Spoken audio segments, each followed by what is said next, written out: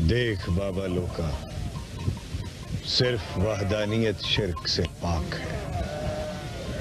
वहदानियत को सत्ते खैरा, पर ईमान जो चलता है बाबा लोका तो शिर्क की भीड़ भाड़ में चलता है।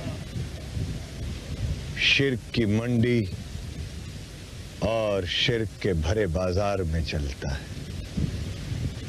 और ईमान बड़ी चीज है, मगर बिना शिर्क के अंधेरे के इसका नूर नजर नहीं आता। इसको उस भीड़ से गुजरना ही पड़ेगा। डरा न कर, अपने बड़ों का नाम लेकर इस भीड़ से गुजर जा। छुट्टी के रोज आपके साथ आ जाया करूं बकरियां चराने, हफ्ते में एक रोज।